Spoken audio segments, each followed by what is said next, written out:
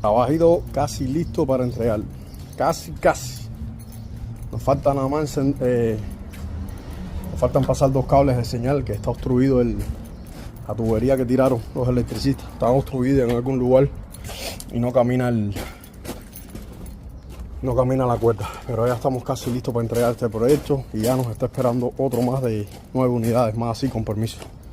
Que tengan un lindo sábado, mi gente.